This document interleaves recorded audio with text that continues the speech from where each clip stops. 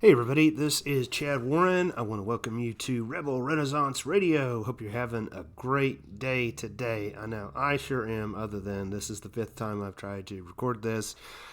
But I got a new mic, so that should make a difference. Got the cord for the mic. Well, I had the mic, just need the cord. Alright, so what's this video about? Well, it's basically, I guess what's my new normal is just whatever research journey I get into when I wake up, usually looking at Twitter. This morning it was looking at band.video. I turned it on and I saw this picture here where it says 51st state. Okay. So that you can find on band.video, which is the video aspect of Infowars.com, the Alex Jones show. So I'm thinking, it just came to me as I saw that image. I go,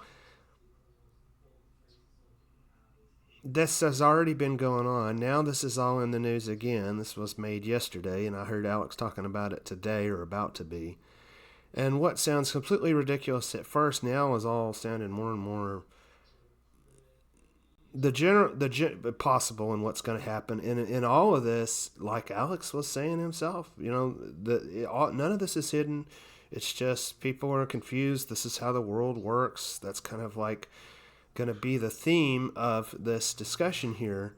And it's that we're not going to make any progress by talking about nation versus nation, religion versus religion, or you don't like the Masons or the Jews or Americans or blah, blah, blah, because they're all so much more the same and controlled by the same central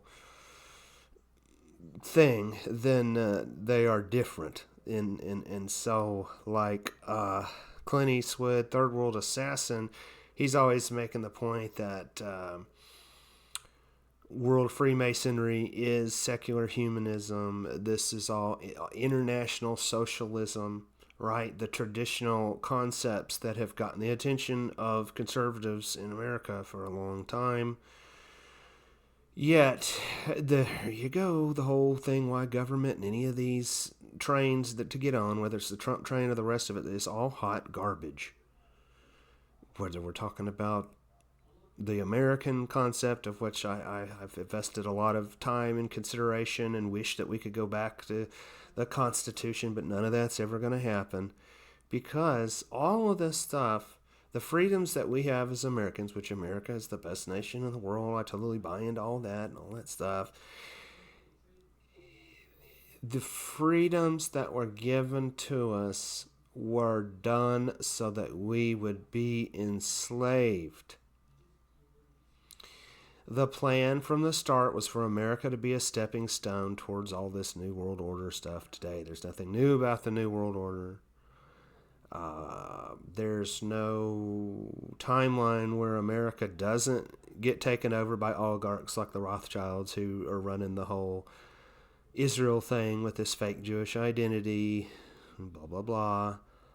All right, so that's the basic outline. Now I'm just quickly going to go over the actual thread, and then we're going to end up talking about, again, what is the real difference between who we think we are in this truth-seeking community. So that includes all these Christians, all the people that are involved with the alternative media. I mean, who does it not include? Who does not have some sense that they have the truth, and that the whole other half of the population who's on a different political party doesn't have it, or this, that, and the other? So again, I'm not trying to single out clear anything here.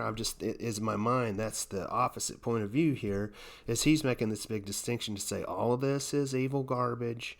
It is Gnosticism. Gnosticism is man trying to be God, right? But I'm saying there's no way you can truly distinguish Gnosticism from Protestantism, which is about having your personal relationship with God, or Orthodoxy or Catholicism or Judaism. And then Judaism is not anything original. It's just Zoroastrianism is where it evolved from, and all of this. So I understand people are going to be thick-headed, and you're not going to be able to make any progress. But I think there is the ability for more and more of us to start choosing how we're going to align with all this. And the most of it is that we really should work on this with all these people, even people that we think are our enemies. You know, if Adam Green can work with Adam King, and they are on opposite sides of this Israel discussion, then the rest of us can and should be doing this too.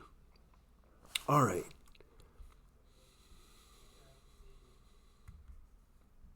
Wrong one.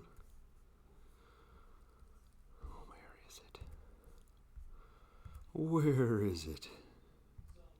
Here it is.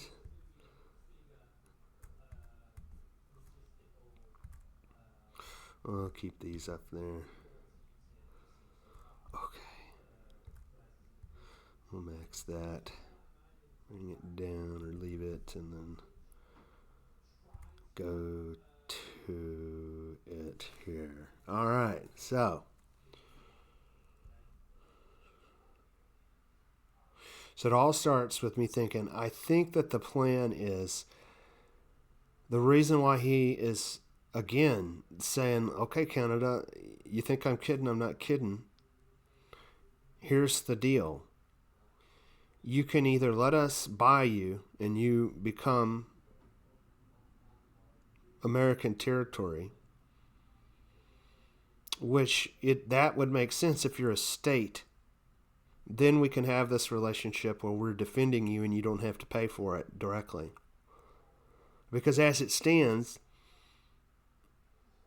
it's completely lopsided, the economic relationship between Canada and America.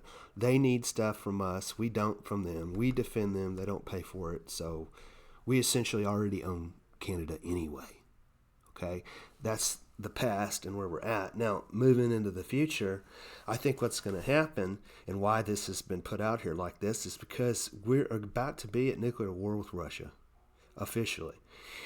And when that happens, all that land will be taken. So you do need to think of this as all synonymous. This Canada or Greenland, or now Trump is annexing Gaza. So that's going to be American territory, which the purpose of that is to deal with this weakness of their whole plan, which is how we're at the point to where every American can see that we have been sent up a effing river by this Zionist Israel Rothschild garbage, fake Jew garbage. So by buying that land, and he's going to develop a casino and all that, that's the big plan. They're all excited about beachfront property and all of that. And Americans are going to have the ultimate based spring break, I'm sure. So that's where all those entrepreneurial people are going to be like, we don't care. We're just here to, if you can't beat them, join them. That's where all that's going. Now, JJ brings in this factor here. It seems old DJT is exercising options in old Knights Templar land claims. Jefferson did the same with the Louisiana Purchase. That's what I need to look at. We're going to get to that here in a second. The Louisiana Purchase and how that connects to where I'm at here in Arkansas. The Templar buried land claims in Minnesota around 1364. I believe that's the Kensington runestones, the Vikings, all that type of stuff. That's a good point. Templars, Vikings. Isn't that the thing where it's like buried and it's this marker of these timbers and all this stuff? So maybe those are all synonymous, concept Viking, Templar, maybe.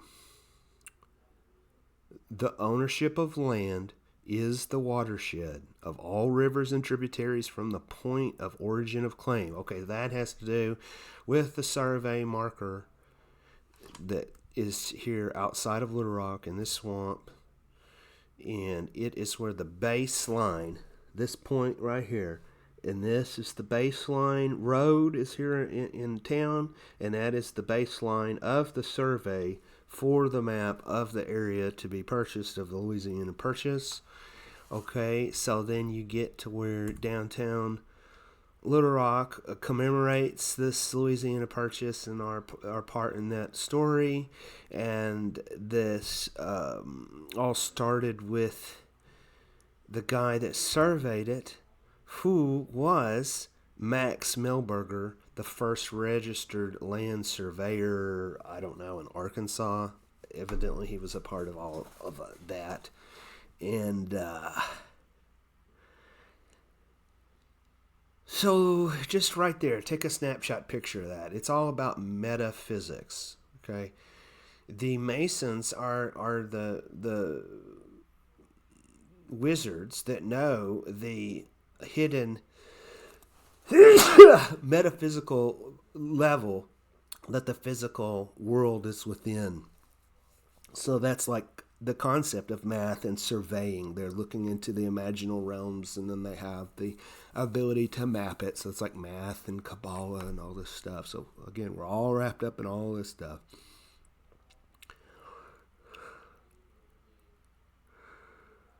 So it makes sense that that person and their descendants would become part of the established order because of their association with these secret societies. And so we have the great-grandchildren of this first surveyor, Max Milberger. This is, let's see, Caroline Michaels, Charlie Nichols, and James Nichols. And they appear to be involved in some kind of ancient ritual of pouring river water on this surface. That surface is known as the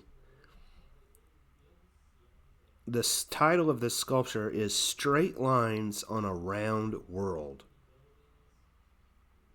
Okay, so that's funny because round can mean a circle or a sphere. So you've got the whole flat earth controversy in there. And, then the Freemasons, Shakespeare Theater in the Round. It's okay.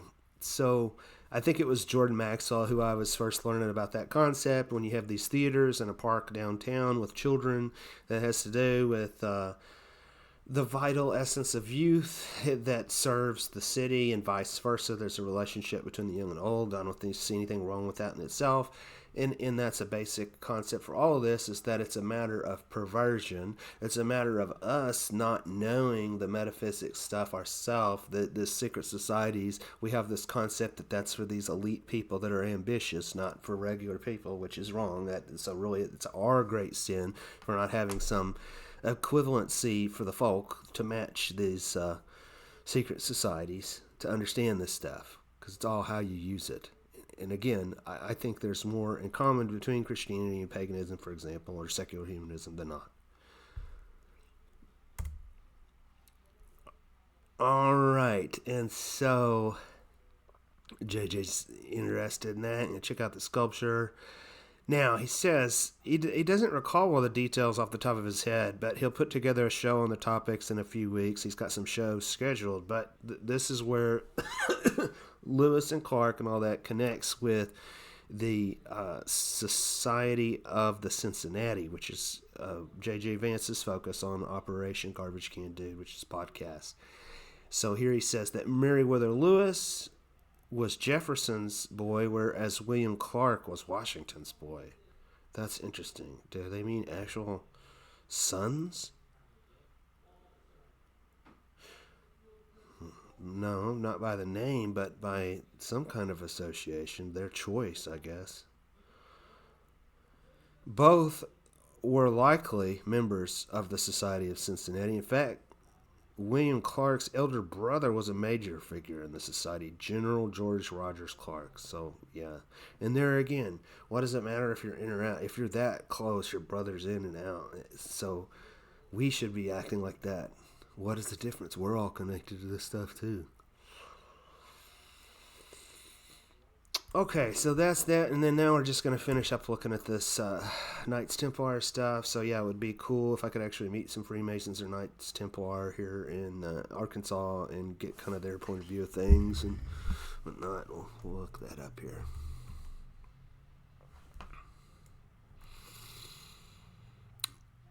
All right, and the point in me showing you this magazine, which is the December 2024 edition of the Knight Templar magazine, I believe this is from a national order, American order, I'm not sure. Can we full screen? Let's go to page 30. All right, so the point of this is to show that these are our values as well. This is, I don't think we can just say this is all secular humanism and somehow act like we're not doing the same thing. Let's examine that. So, what does it mean to be a Templar in the 21st century? Templars no longer share a horse between two knights, nor keep battlements in defense of the Holy Land. Although, like, what is every former veterans gun channel on YouTube? Nor keep, however, symbolically, the tenets of Templary should be alive and well in the modern day. Here's 10 ways you, as a modern Templar, can exemplify the code of conduct. Don't we need our own code of conduct? That should inform every Knight Templar. 1. Chivalry. All right. By virtue of their designation, Knights Templar have sworn vows of knighthood. Such fealty necessarily informs chivalry, but add mixture of commitment to an ideal and modesty. Do we not ourselves in this occult, conspiracy, political, historical, pop culture, alt media community not honor and value the notion of chivalry? Yes, we do. That's exactly how we were distinguishing ourselves from the quote-unquote normies. Pilgrimage. Templars no longer man the roads to the Holy Land to protect pilgrims en route to the sacred sites there, but symbolically, the New Jerusalem must still be defended. So this is where we have this dichotomy. It's what do we mean? Are we talking about a spiritual concept, or are we talking about we got to annex this land and have the Jews occupy it and all this stuff in order for the Messiah / Antichrist to come, or not? This city of peace. So here we go. So New Jerusalem appears to be symbolic. It is a city of peace, and it is within each of us. The extension of which reaches the community as a whole. Thus, 21st century Templars must guard the sacred space within, the route to discovery, in defense of truth. All peoples should have the right to come to God in their own way for the glory of His revelation. Now, there you go. So, does it not appear that a Christian is saying you can only go through Jesus? The Templars, or Freemasons, I don't see what the difference is. Luciferians, all synonymous terms. Catholic, what's the difference? They're all saying, no, all people should have the right to come to God in their own way. So, yes, I can see that the Vatican's idea of ecumenicalism and allowing Muslims to have services within a Catholic Church, that looks all scammy. But do I think there should be some kind of cooperation between all groups of people so that we don't have this stupid World War III? Yes, I do. So again, I really... that's the confusion of it. No, I don't have any interest in this Trump, Israel, he's the Messiah, blah, blah, blah. Is that the history and the whole point of America? Yes. Therefore, I need to release any of this American patriot stuff and act like there's any... there's nothing within the Trump thing that is going to retain any of what America was, because America is all for this and where it's going. Okay, I think I've kind of given you some ideas to think about there. You know what? I did just see I had to go out and get this cable, and something popped up that is in relation to this since I was looking at this, because check this out. So, okay, I had already made this comment quite a while ago. When was this? January 13th. Okay. So, this is about linking Trump with Greenland. This is Christopher John Bierkens, cjbbooks.com.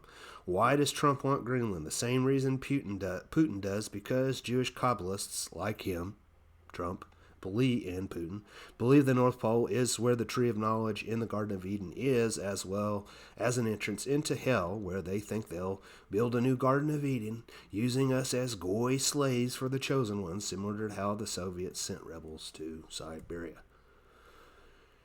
Now, this is what showed up today. I just thought that was interesting. Seems to be somewhat of a synchronicity. It's a whole different thread, yet it interacts with this, because really, I mean, the simple thing of it is the people that are more into this stuff, in the nature of social media, we're all bumping around the same things anyway, so that in itself isn't a big mystical thing. What is going on with Greenland? This is Galactic Shaman Ellen Red. Is there a connection to the ice wall and inner earth beings? Is there a connection to ETs and interdimensional beings? Enjoy this short clip from a recent channeling I did with the Pleiadians regarding the importance of the Garden of Eden, the events unfolding in the future of humanity. Now, yeah, there you go. Because, like, channeling. When I think of channeling, then my next thought is Gene Roddenberry, as in Star Trek writer, producer, whatever. And so it's famous that he was a theosophist, and that he was all into channeling the Ennead, or the 9 gods of Egypt, which is where we get our base 10 number system, 1 through 10. So there again, there is no math without spirituality. That's where all this came from. Pythagoras or whatever, everything is number.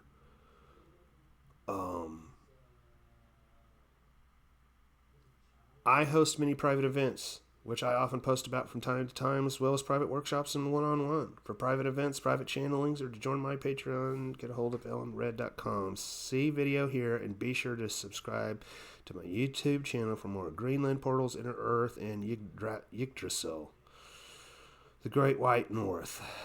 That's funny because, okay, here we go.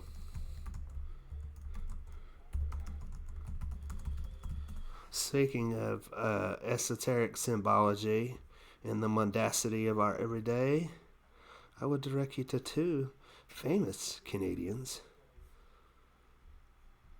Bob and Doug McKenzie.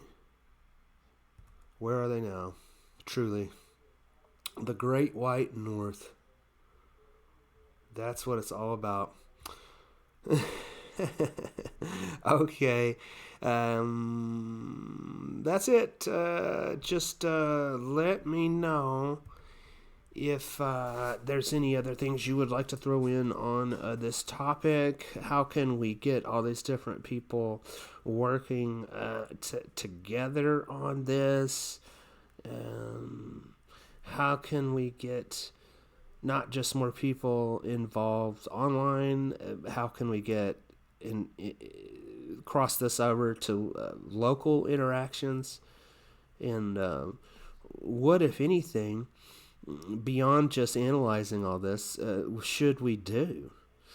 You know, what is it that I think that there are obvious things that overlap we could focus on. You know, we all need to eat. We all need, these basic things. And so I think just in general, we should be able to not fear and hate people that we see as enemies and very different from us, but